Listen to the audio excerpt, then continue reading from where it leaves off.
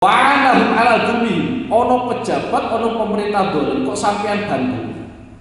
Dawe Kanjeng Nabi itu falaisa minni walastu minhu. Orang itu tidak termasuk golonganku. Dan saya juga tidak termasuk golongan dia. Artinya ojo arep-arep sampeyan ketemu Kanjeng Nabi Muhammad sallallahu alaihi wasallam. Terus mana walaisa biwalidin alayya al-haudha. Sok ben ning gone yaumul kiamat ora mungkin wong kuwi nglewati telaga. Padahal ngombe sak gelas atau sak tegukan saka telaga Kanjeng Nabi Muhammad sallallahu alaihi wasallam iku ora kelas selawas-lawase. Tapi ana umat Kanjeng Nabi sing ora iso nglewati telagane Kanjeng Nabi Muhammad sallallahu alaihi wasallam, yaitu orang-orang yang membenarkan kedustaan yang dilakukan oleh pemerintah atau membantu kezaliman yang dilakukan oleh pemerintah. Bahaya orang termasuk golongan Kanjeng Nabi Muhammad ya. Orang termasuk golongan Kanjeng Nabi Muhammad terus mlebu swarga liwat ndi sampeyan. Wong swarga gelem nek buka. Iku nek pertama kali sing mlebu di Kanjeng Nabi Muhammad sallallahu alaihi wasallam. Mulane Kanjeng Nabi sampai ngendikano awwalu man yadkhul ana awwalu man yadkhulul jannah. Aku kuwi wong sing pertama kali mlebu swarga. Dadi surga gelem dibuka. Iku nek pertama kali sing mlebu Kanjeng Nabi. Maulaya salli wa sallim daiman abada ala habibika khairil khalqi kullihim. Maulaya salli wa sallim daiman abada. A'udzu billahi minasyaitonir rajim. Bismillahirrahmanirrahim. Alhamdulillahirabbil alamin arrahmanir rahim maliki yaumiddin. Iyyaka na'budu wa iyyaka nasta'in ihdinas siratal mustaqim siratal ladzina an'amta 'alaihim ghairil maghdubi 'alaihim waladdallin. Amin.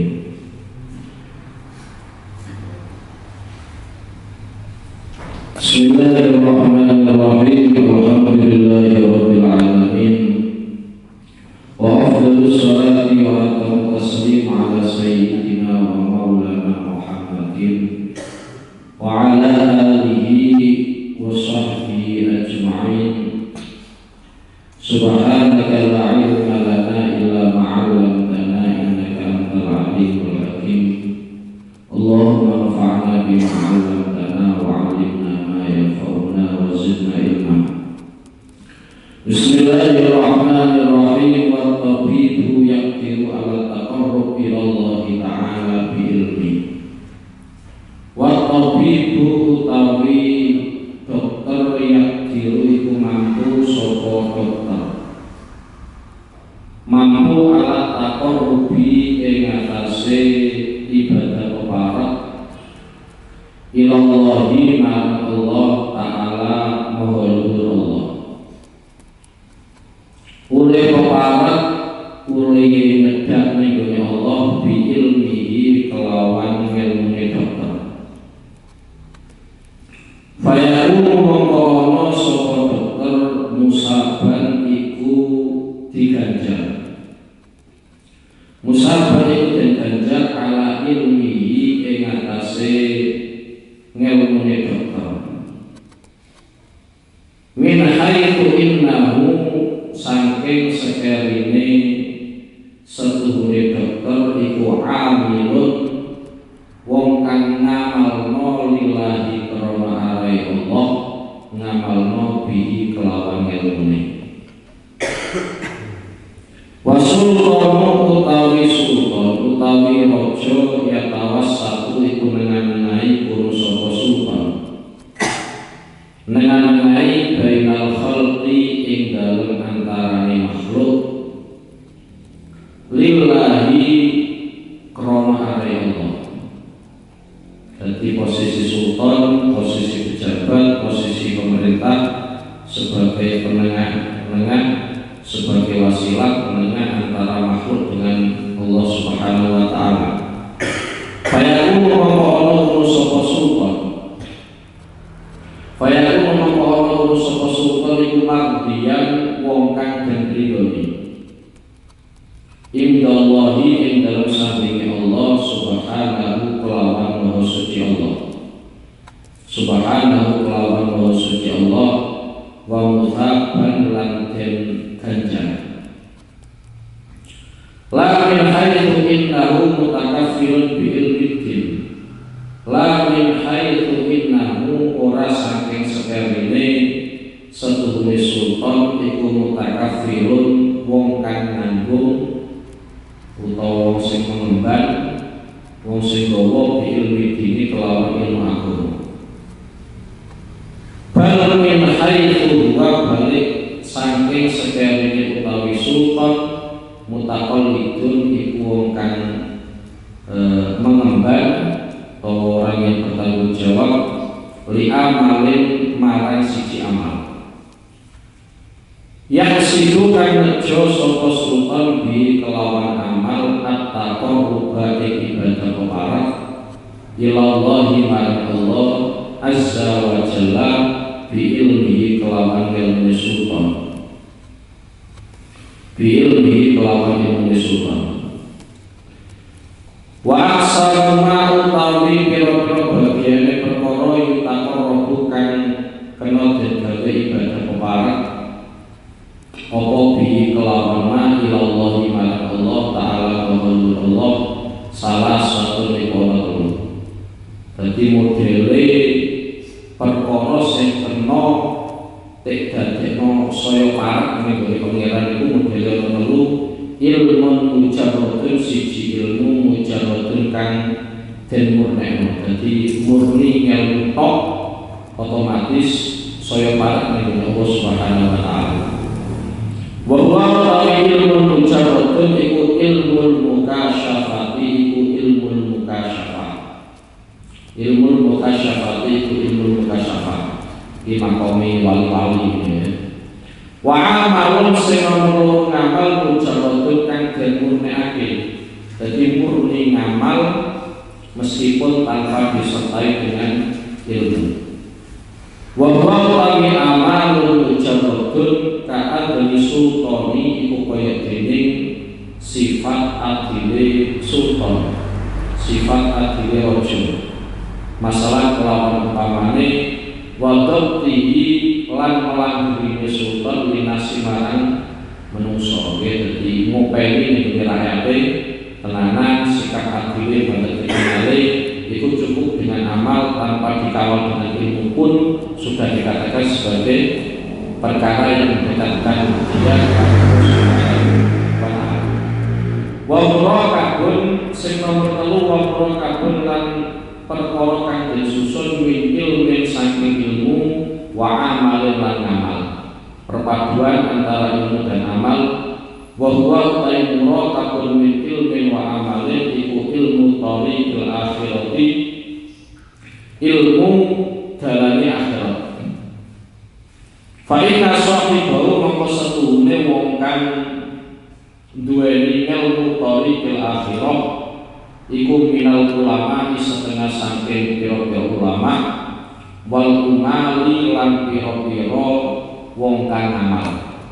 Ya termasuk wong sing duweni ilmu, termasuk ulama, ya termasuk pekerja, termasuk umal. Jami'an halis kajian. Terus ngene iki nurusno dawuh Imam Ghazali ini sing kaitane inna kulla ilmin amalun wa laisa kullu amalin ilman. Jadi setiap ilmu itu sudah dikatakan sebagai amal, tapi setiap ngamal belum tentu ilmu. Jadi setiap ilmu itu pasti amal, tapi kalau ngamal belum tentu ilmu. Kemudian kalau yang ini diraih itu adalah parek ning Allah Subhanahu wa taala. Gimana caranya kita mendekatkan diri kepada Allah Subhanahu wa taala? Itu yang jelas medianya banyak, fasilitasnya banyak, alternatifnya banyak. Di antara yang dicontohkan oleh Imam Al-Ghazali adalah seorang dokter. Jadi dokter itu duweni ilmu, tapi kalau hanya berdasarkan ilmu tok itu tidak bisa mendekatkan dia dekat dengan Allah Subhanahu wa taala. Sampai ilmu itu diamalkan plus niate lillahi ta'ala, dalam artian ikhlas.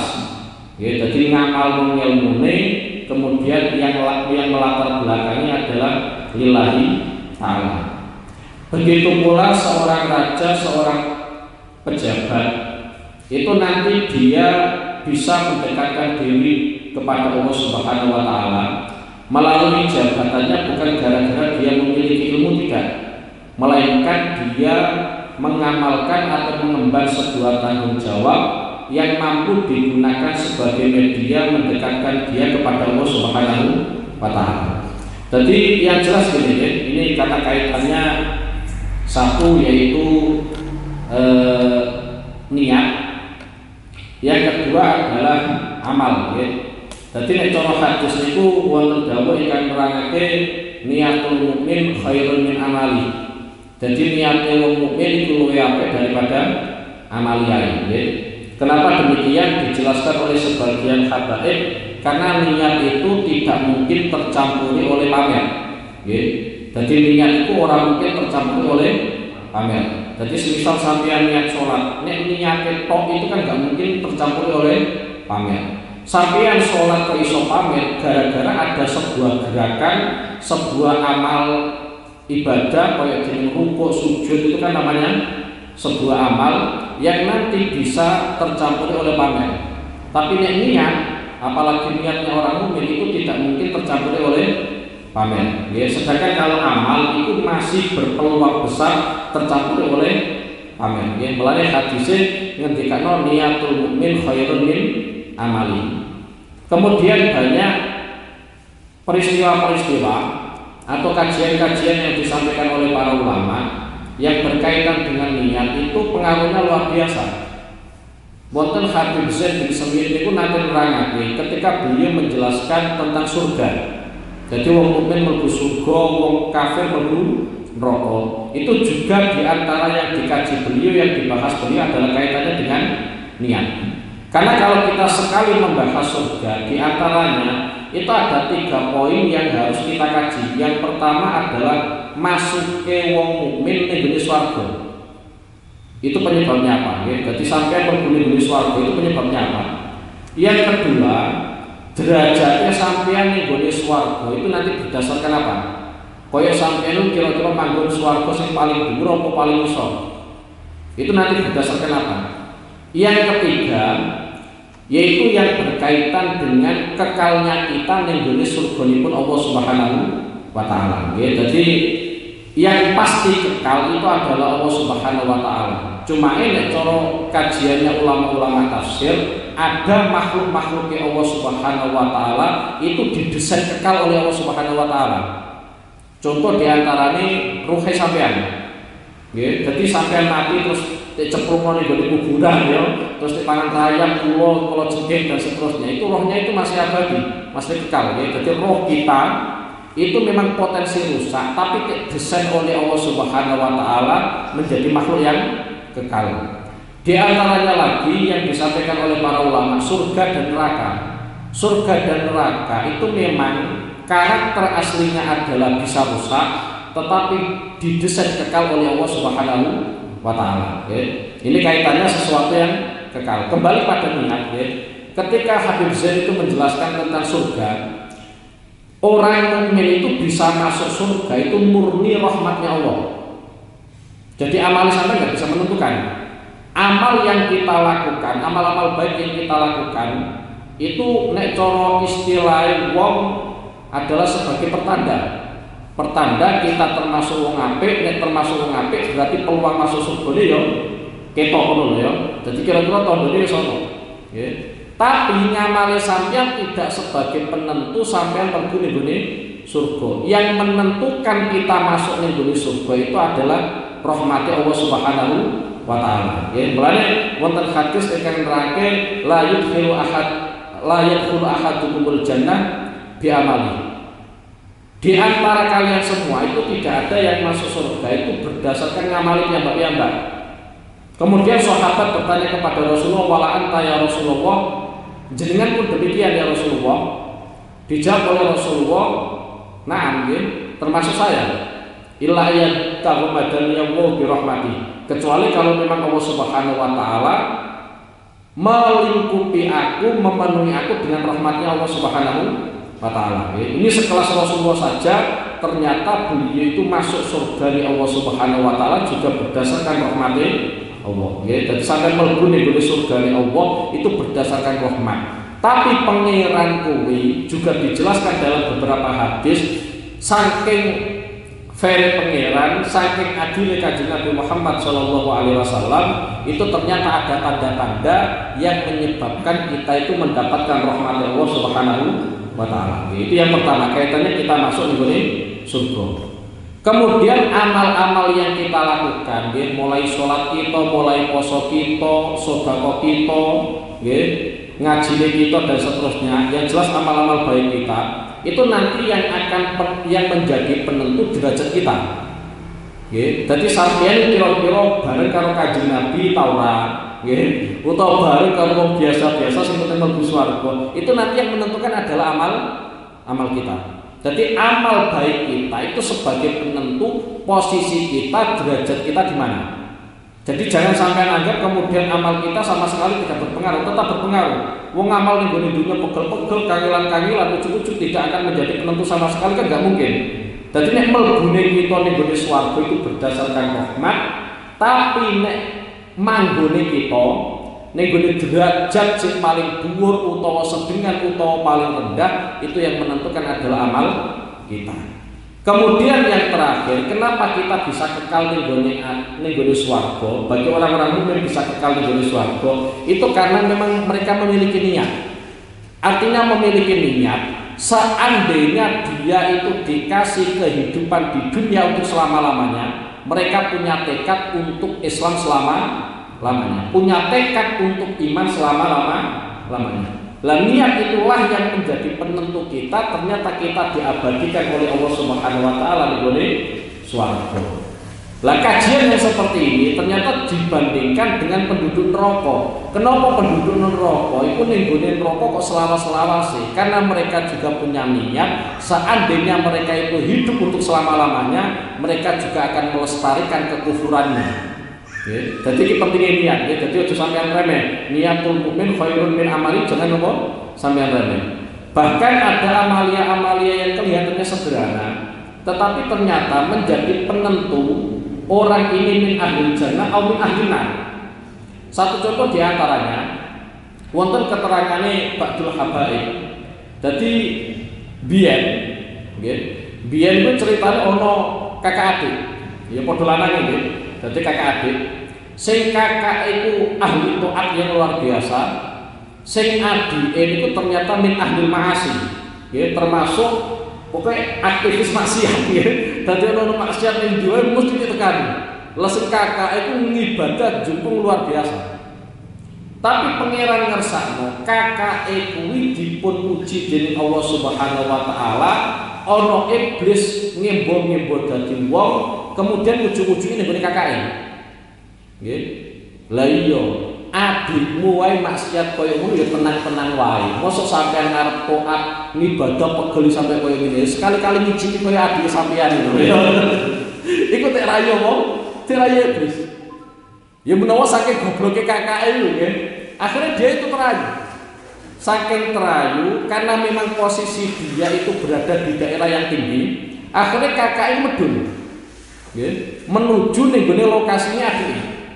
Itu baru niat, baru niat terus medun. Artinya belum sampai nih tempatnya adik. Sing adik sing sangka lokasi ngisor ternyata enggak ada tekad, wah kapan-kapan tetep aku pengen leren, pengen niru kakakku. Jadi sing adik pengen niru kakaknya, sing kakaknya pengen niru adik. Lah ternyata ketika adiknya menuju ning gone tempatnya kakaknya, sing kakaknya pengen menuju ning gone tempatnya adik, pangeran kersane padha matine. Tapi belum sampai lokasi yang dituju nggih. Jadi kakaknya lagi tengah perjalanan, adiknya lagi tengah perjalanan. Tapi karena sami-sami gadai niat, sing kakake gadai niat elek rupane arep maksiat, sing adike arep duweni niat apik rupane arep tobat niru kaya dene kakake. Akhirnya adike itu min ahli jannah, sedangkan kakake min ahli nar. Ya pengaruh niat itu luar biasa, pengaruh niat itu luar biasa. Juga diceritakan Nabi Adam ya, Nabi Adam alaihissalam itu ketika diturunkan dari surga itu kan bekali oleh Allah Subhanahu wa taala. Di antara bekal itu adalah godhong-godhongan. Sing godhong-godhongan kuwi nggawa aroma wangi, aroma surgawi. Dan godhong sing digawa Nabi Adam itu banyak, bukan hanya 1 2. Akeh. Ketika Nabi Adam wis turun dening Allah Subhanahu wa taala, ternyata ana kewan kidang iku ziarahi Nabi Adam. Nggih, ziarahi Nabi Adam. Dadi niate ora kok pengen tek wae ngene utawa mboten, tapi murni niat pengen ziarah cara bahasane wong dhewe pengen sowan ning Nabi Adam alaihi salam. Akhire sowan. Karena niate kuwi ziarah tilik ning Nabi Adam, tek temoni kalian Nabi Adam ketika kidang kuwi arep oleh iku tek wae godhong siji karo Nabi Adam nggih. Godhong kuwi tek gawa kidang sing nyebabno kidang kuwi gondone wangi. Lah selama perjalanan mulai ternyata banyak makhluk-makhluk Allah Subhanahu wa taala dari sekian hewan-hewan yang ada ternyata ketemu karo kidang. Makhluk-makhluk yo ngerti nek kidang kuwi dadi wangi gara-gara gawa godhong sing tek wae Nabi Adam yang mana godhong dibawa oleh Nabi Adam dari surga. Akhirnya seluruh makhluk yang mengetahui itu ziarah di Nabi Adam. Soal di Nabi Adam, tapi niatnya beda. Niatnya supaya diwai godhong oleh Nabi Adam. Baru pada suami dari Nabi Adam alaihissalam ternyata nek kono nganggur mulai ora gawa apa nggih. Dadi karena yang tidak tadi niatnya murni ziarah dari Nabi Adam alaihissalam akhirnya tekwai oleh-oleh mulai nggih. Sedangkan makhluk-makhluk yang lain ora tegawani apa-apa gara-gara niat nggih. Iki pentingnya niat nggih, pentingnya niat kaitannya kalian niatul mukmin khairun min amali nggih. Terus mriki kaitannya kalian sultan nggih, kaitannya kalian sultan wis iki sing dadi pejabat-pejabat apa medeni sampean tapi dia kudu tak sampeno. Gelem ora gelem ya kudu sampean rumakno. Ngantuk ya empat ya. Sampai ngantuk ya kudu empat wis iki di antara beberapa keterangannya Sayyid Abdul bin Alawal Haddad ya. Jadi Sayyid Abdul bin Alawal Haddad itu gadai kitab yang namanya Da'watul Tammah ya. Jadi dakwai seluruh komunitas. Jadi ulama yang dakwai ya. Pejabat yang didakwai, wong fakir yang didakwai, pedagang yang didakwai, semuanya itu terkena dawuh-dawuh Sayyid Abdul bin Alawi Al-Haddad.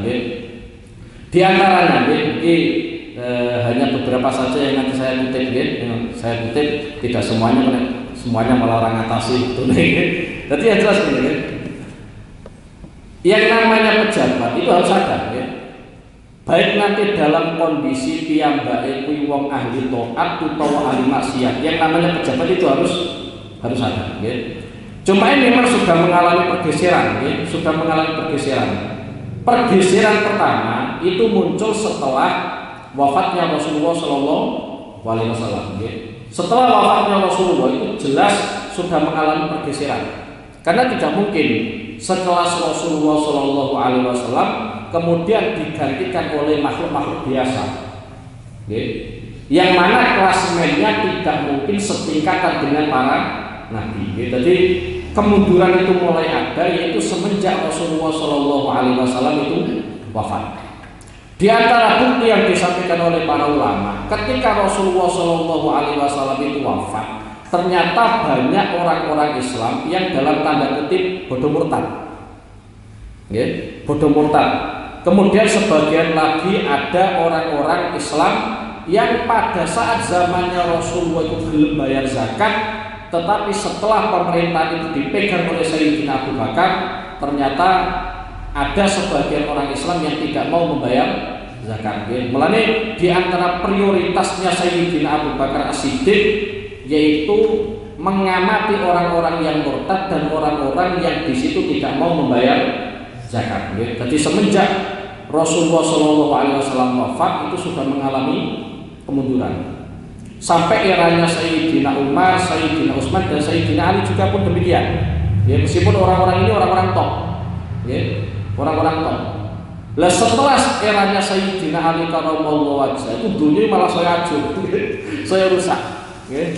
Ya karena memang sudah dinas oleh Rasulullah seperti itu. Ya, jadi zamannya Abu Bakar siapa, zamannya Sayyidina Umar siapa, zamannya Sayyidina Utsman siapa, zamannya Sayyidina Ali siapa. Kemudian setelah itu mengalami prahara yang luar biasa. Tidak ada sistem yang berani secanggih Sayyidina Ali. Sayyidina Ali itu kalau ada uang kas negara masuk nih ya, kas negara ya, tempat khusus untuk penyimpanan uang negara. Itu kalau uang sudah kumpul, kemudian dibagi sampai habis. Ya, jadi Sayyidina Ali itu berani menggunakan sebuah sistem. Kalau ada uang kas negara kalau sudah terkumpul, itu spontan langsung dibagikan semua sampai habis. Setelah habis, kemudian tempat yang awal mulanya isinya itu uang, itu disuruh untuk membersihkan, disuruh untuk ngepel, setelah itu digunakan untuk sholat oleh Sayyidina Ali. Tahu tempat duitnya sampai cuci, ya, sampai resmi, sampai pel, kemudian setelah itu apa? Sampai digunakan untuk sholat. Prinsipnya Sayyidina Ali cuma simpel, ya. Kalau tempat itu pernah akan menjadi saksi bahwa saya pernah mengumpulkan uang kas negara, maka tempat itu pula yang nanti akan menjadi saksi bahwa saya pernah sholat di tempat itu. Jadi minangka penyeimbang, ya, minangka penyeimbang. Itu Sayyidina Ali. Sayyidina Umar bin Khattab, ikut ketika beliau mau meninggal, ikut nate ngendikane. Sapa wonge sing menjabat jadi pimpinan. Pimpinan entah nanti RT atau apa terserah ya. Pokoknya pimpinan. Saya hanya punya harapan selama saya menjabat itu nanti di sisi Allah Subhanahu wa taala kafafan. Kafafan itu artinya tidak membahayakan bagi saya, juga tidak menguntungkan bagi saya. Artinya yoranto dosa, yoranto ganjaran. Padahal setelah Sayyidina Umar bin Khattab itu masyhurun bi adalati, terkenal dengan keadilannya Sayyidina Umar bin Khattab. Di antaranya lagi pimpinan yang menjadi catatannya para ulama itu adalah Umar bin Abdul Aziz. Umar bin Abdul Aziz itu kalau dari sisi nasab pernah saya cicite Sayyidina Umar bin Khattab. Jadi Umar bin Abdul Aziz itu pernah saya cicite Sayyidina Umar bin Khattab. Ketika beliau dilantik pertama kali menjadi Amirul Mukminin, itu spontan rumah Umar bin Abdul Aziz itu ramai dengan tangisan. Orang kemalah poya-poya, mayoran, nekakno tobo-tobo ayo mangan bareng ora gitu. Sak omahe malah tangisan. Kenapa kok sampai bisa nangis? Karena pada saat itu Sayyidina Umar bin Abdul Aziz diangkat menjadi seorang Amirul Mukminin, itu keluarganya dikumpulkan semua. Di antara yang dikumpulkan oleh beliau itu adalah istri-istrinya. Bojo-bojone itu diomongin, aku wis diangkat jadi pimpinan negara. Sampean saya tak tawari, sampean tetep melu aku, tapi siap-siap ora tak openi. Apa sampean mira tak tolak? Ya. Lah iya, masa perjuangan belum menjadi pimpinan saja kumpul bareng, berjuang bareng wis dadi pimpinan, ternyata bojone ditawari kaya ngono. Sampai nek pengen tetep karo aku ya siap-siap ora tak rumati. Nggih, tek demek ya ora. Apa sampeyan mila tak tolak? Soalnya Sayyidina Umar bin Abdul Aziz sangat memahami, engko nek beliau kok wis dadi pimpinan, otomatis ngopeni rakyat. Jadi keluarga mesti terbengkalai, ya, mesti kayak ngono. Akhirnya istri-istrinya Umar bin Abdul Aziz memilih pulau tetap derek jenengan. Mulanya di antara yang dicatat oleh para ulama, Sayyidina Umar bin Abdul Aziz menjabat selama 2 tahun lebih, ya, bukan 2 periode, ya, 2 tahun lebih. Ikut jinabat cuma 2 kali tok. Sampeyan bayang lho. Nggih, cara saiki poya-poya wae. Malah jajan barang jarene ya. Ya, Sayyidina Umar bin Abdul Aziz kuwi ya. Iku selama 2 tahun lebih beliau menjabat, itu jinabat cuma 2 kali tok. Ya karena memang ora pati kumpul karo keluarga. Nggih. Sing diopeni ku rakyat. Sayyidina Umar itu juga nate ngendikan, aku kok nek rino kok turu, rakyatku gak tau peni. Engko ya tanggung jawab ning akhir. Tapi nek dalu kok aku turu, jatahku dhewe piye? Akhirnya dalu yo jaran turu, rino yo malah ra turu. Iku Sayyidina Umar bin Khattab. Nggih. Wis banyak lah orang-orang top-top itu ya seperti itu, ya. Terus malih iki di antaranya yang disampaikan oleh Sayyid Abdul bin Alwi Al-Haddad, yang namanya seorang pemimpin, ya, yang namanya seorang pemimpin entah itu siapapun ya, itu nek cara bahasanya sebagian ulama itu as-sultan kasyuf, ya, as-sultan kasyuf. Jadi pemimpin itu kayak di pasar. Agar sampai ke sembahyang ke pasar, itulah gambaran dari pemimpin. Artinya gini loh ya, jenenge pasar hewan, tak gambar pasar hewan. Itu berarti tempat jual beli hewan. Sampean dodolan laptop ning kono ya ora payu. Dodolan kitab ning kono ya ora payu. Ya, wong pancen pasar apa? Pasar hewan. Nggih. Engko nek pasar HP utawa apa ya niku. Ya, dan seterusnya sampean bisa membayangkan. Lah yang dimaksud dengan as-sultan kasyuf yang disampaikan oleh para ulama itu artinya rakyat itu nanti menyesuaikan kondisinya seorang pemimpin. Nek pemimpin itu kok apik, maka yang ditampilkan oleh masyarakat ini mesti apik. Ya. Karena kira-kira sing dipandang oleh pemimpin adalah perkara sing apik. Ya. Jadi semisal pemimpin kok apik, sampai nyodono proposal gawe pengajian, iku wis orang maju mundur, tetep maju. Mau saking gampangnya apa? Pimpinan. Senengane keapian.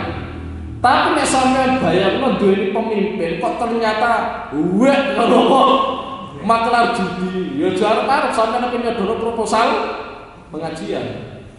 Apa gawe proposal sampean ajukno ning gone pejabat, kuwi wis mikir.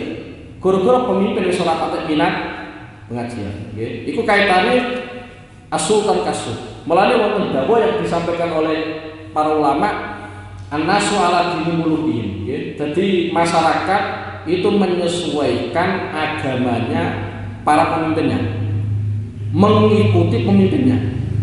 Mulane sampai wonten hadis nggih. Ning gone Ihya juz berapa nanti ada ya. Wonten sinfani ida soluha soluhan nas wa ida fasada nas, ya. Jadi ada dua kelompok, dua komponen yang dimana ketika dua komponen kok podo-podo apike maka masyarakat baik. Tapi nek dua komponen kok rusak, ojo arep-arep masyarakat itu apik. Siji iku rupane al-ulama, loro al-umara, rupane pemimpin. Nggih, dadi anggere ulama kok apik, pemimpin negara kok apik, yo siap-siap mawon. Rakyat mesti apik. Tapi nek ulama wis bejat, pemimpin yo bejat, nggih. Iku wis alamat. Rakyat kok kenapa wis wangel. Nggih. Di antara dungane nggih, di antara harapane Umar bin Abdul Aziz, karena sebelum beliau menjabat, rakyat kok amburadul. Ketika beliau sudah menjabat jadi Amirul Mukminin, itu di antara keinginan beliau adalah cepat mati. Orang kok semakin lama jabatannya betul. Jadi beliau jabat jadi Amirul Mukminin karena kondisi masyarakat pada saat itu sudah amburadul. Beliau arepane pengen mati wae. Nek kita zaman akhir kan pengen tambah suwe sampai sak mati nih. Nek Umar bin Abdul Aziz betul nggih. Jadi baru menjabat itu keinginannya adalah mati nggih. Terus malah ini di antara kriminal rakyat nggih. Di antara kriminal rakyat, di antara kriminal kita semua lah kadang gitu ya.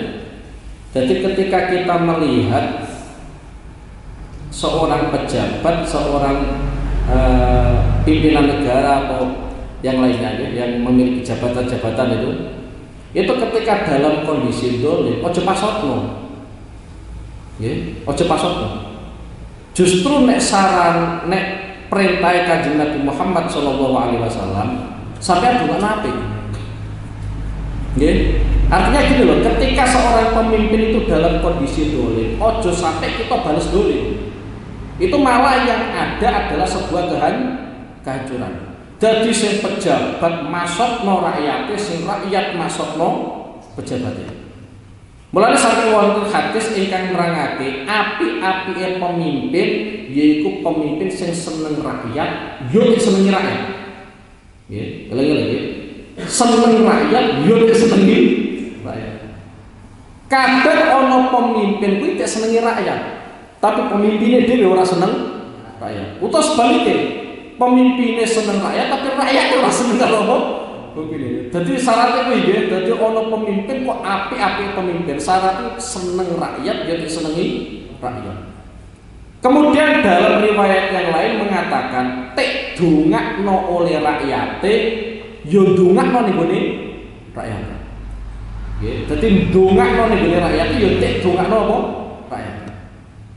Lah sampai nek pengen ngerti ana pejabat, ana pemerintah kok elek-eleke pemerintah, elek-elek pejabat itu adalah ketika ada pemerintah atau oknum pemerintah sing niku gething karo rakyat, yo gething rakyat. Ora tau ndongakno apik ning gone rakyat, ora tau tek dongakno apik rakyat, tapi malah tek pasokno oleh rakyat utawa masokno ning gone apa? Rakyat, nggih. Mulane Fudal bin Iyad, waliyun min auliyaillah niku nate ngendikane, "Lau kana li da'watun mustajabah." Seandainya saya itu memiliki donga sing mustajab, yang paling saya doakan pertama kali adalah seorang pemimpin. Bukan untuk pribadi saya, tapi saya gunakan untuk mendoakan seorang pemimpin. Karena sekali pemimpin itu saya doakan dengan doa yang mustajab, maka pemimpin ini nanti akan menjadi baik. Nek pemimpin ini baik, maka rakyat semuanya akan baik dan negara juga dalam kondisi aman. Iku nek wali standar kaya ngono. Apa sampean dhewe dakwah mustajab mesti kanggo pribadi, yo.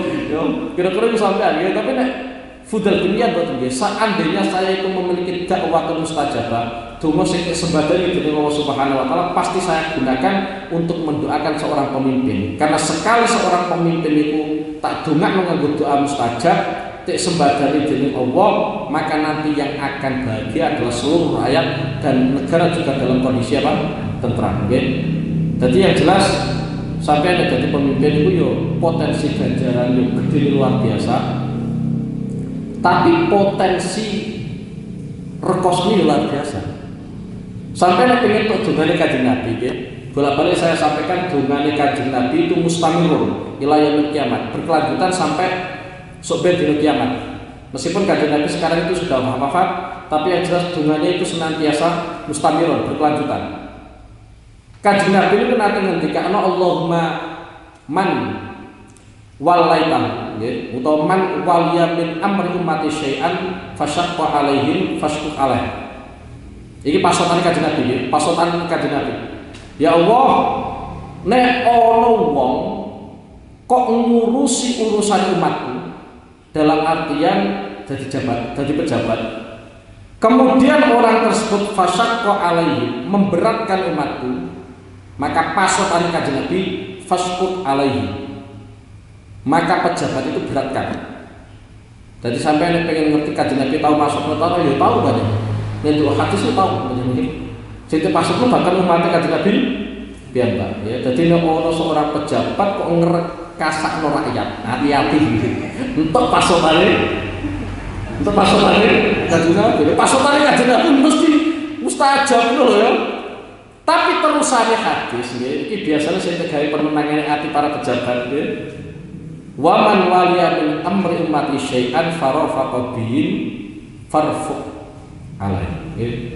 Nek ana seorang pejabat kok ternyata sikapnya kuwi genahno rakyatku, genahno umatku, maka tulung jenengan gampang. Nggih, terserah sampeyan milih pas kok Kanjeng Nabi mau milih dengan Kanjeng Nabi Muhammad sallallahu alaihi wasallam. Itu saya itu hadis dan masih banyak lagi yang kaitannya dengan hadis. Jadi beberapa hadis yang dikutip oleh Sayyid Abdul bin Ali Al-Haddad, Kanjeng Nabi niku nate ngendikake yaumun min sultanin adilin afdhalun min ibadati sitina sanah. Niki hadis ya. Jadi satu hari yang dimiliki oleh seorang sultan, seorang pejabat yang adil, syaratnya adil, itu lebih baik daripada ibadah selama 60 tahun. Umur itu pas-pasan. Nggih, mentok swidak, mentok ineh 70. 100 kancamu ora ono kabeh.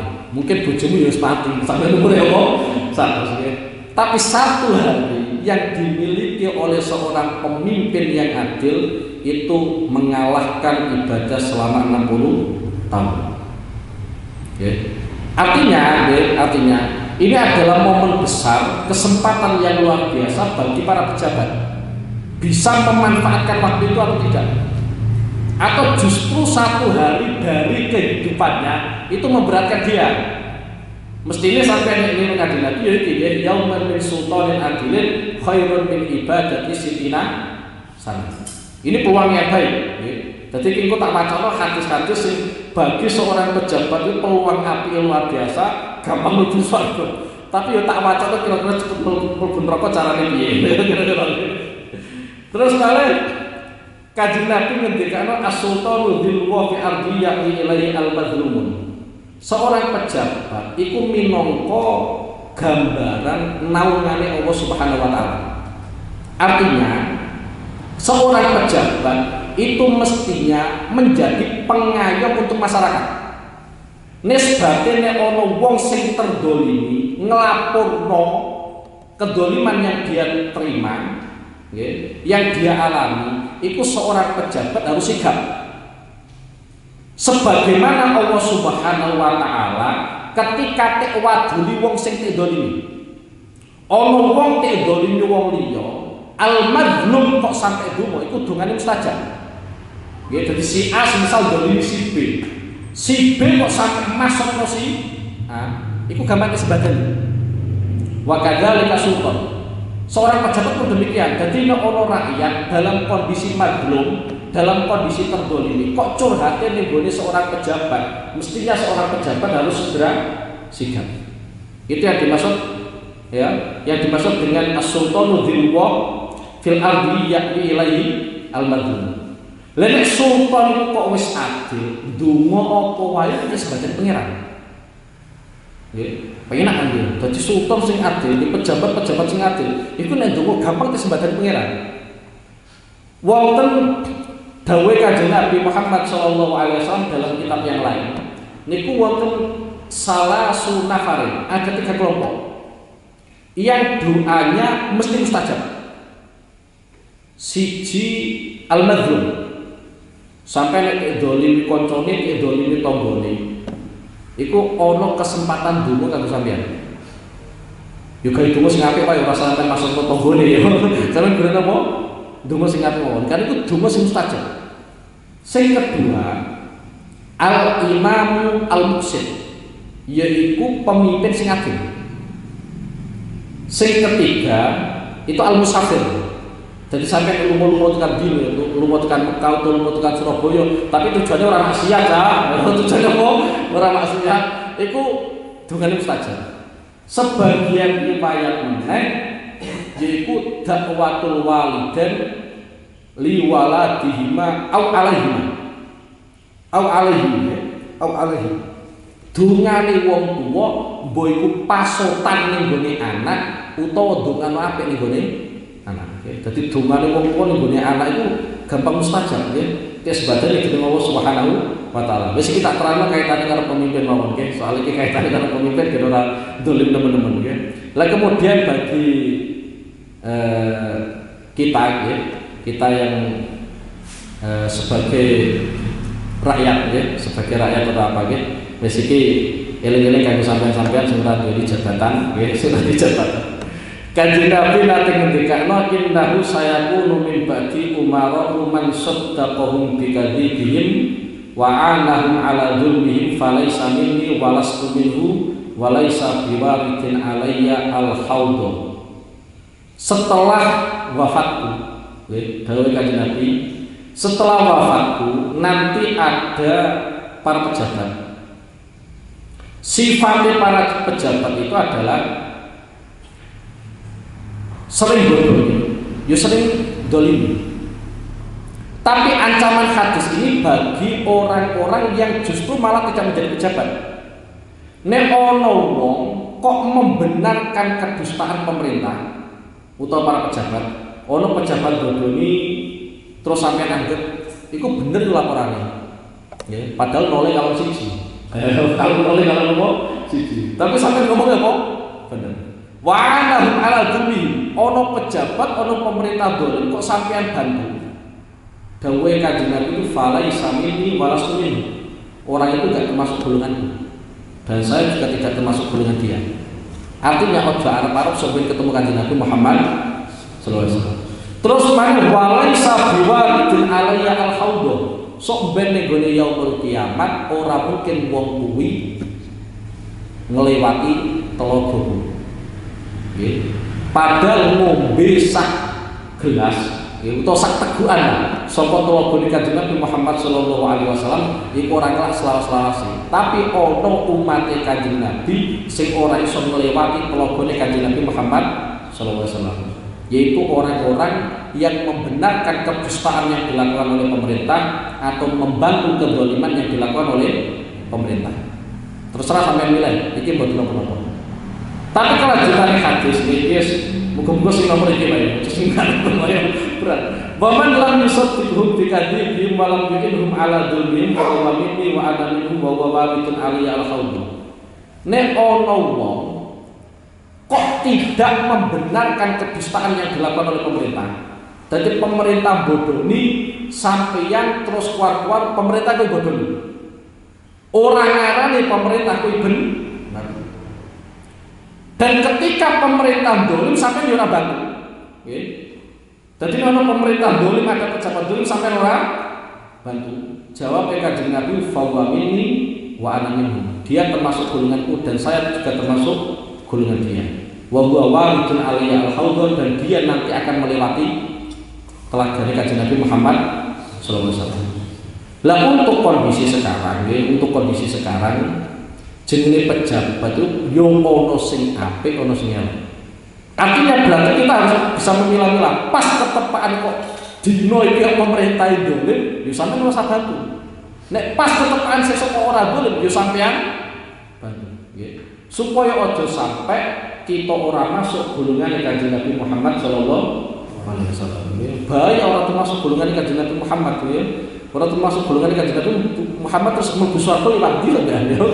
Wong swarga gelem nek buka. Iku nek pertama kali sing mlebu di Kanjeng Nabi Muhammad sallallahu alaihi wasallam. Mulane Kanjeng Nabi sampai ngendikano awwal man yadkhul ana awwal man yadkhulul jannah.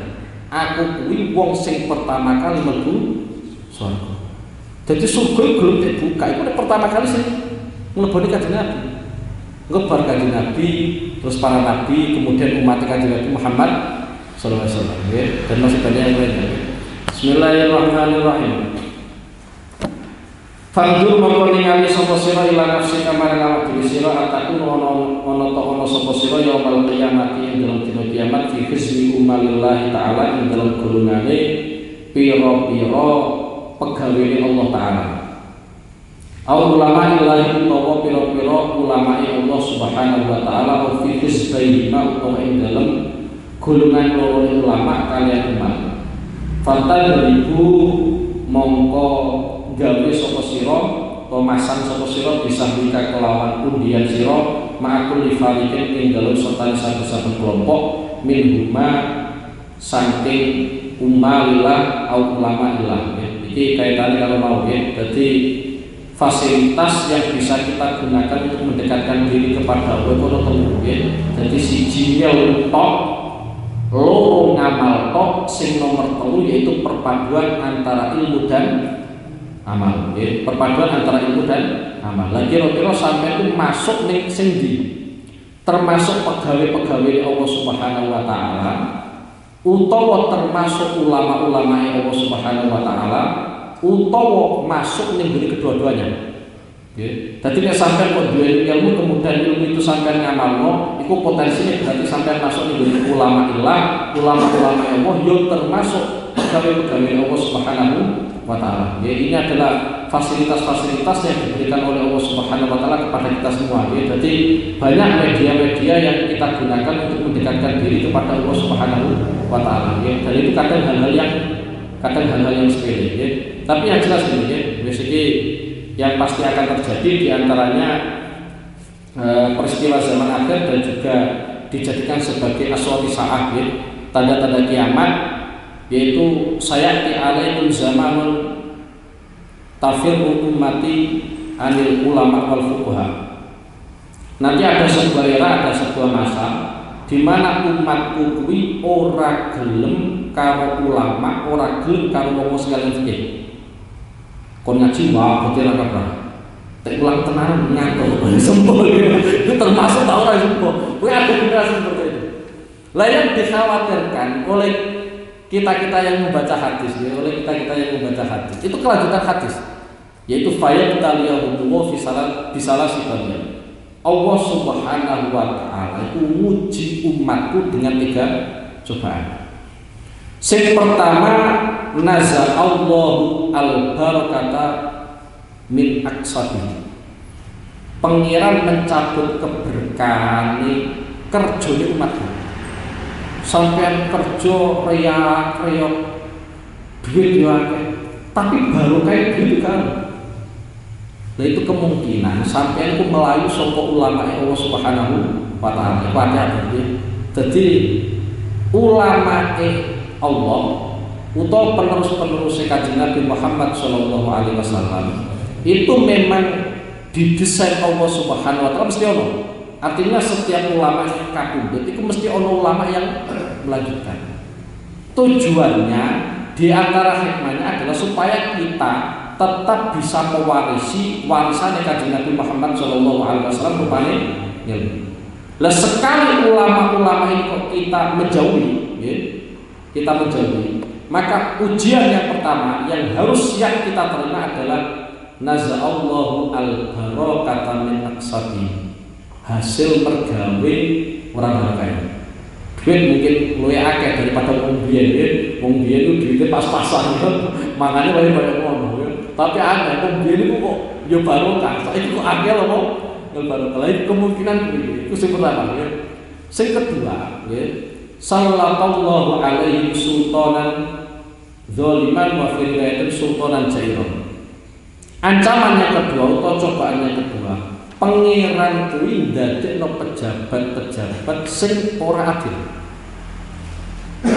Artinya gini ya, dari ancaman yang kedua atau cobaan yang kedua, ternyata onone pejabat sing dolim itu bukan kok gara-gara pejabatnya yang salah 100% tidak. Ternyata hasil perilaku kita sendiri. Gara-gara ora gelem karo wong-wong alim, ya. Melayu sapa-sapa wong alim. Ya, jadi ujian yang kedua adalah sallallahu alaihim sultanan jairon. Nah, yang paling rawan adalah yaitu mata min ghairi imanin. Ya, wa idza mata ala ghairi imanin. Ketika dia itu meninggal, nanti meninggal dalam keadaan tidak membawa iman. Ya, jadi sampai melayu saka ulama itu ancamannya ekstrim. Siji mergawe ora barokah wis riyake pegal-pegal kadang ya rugi barang yo, tapi ternyata orang barokah. Sing kedua tek wae pemimpin tapi pemimpin gak adil.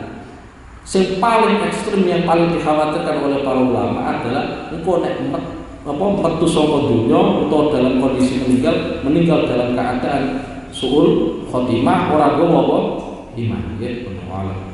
Maulaya shalli wa sallim daiman abada ala habibika khairil khalqi kullihim huwa habibul ladzi turja syafa'atuhu li kulli hawlin bina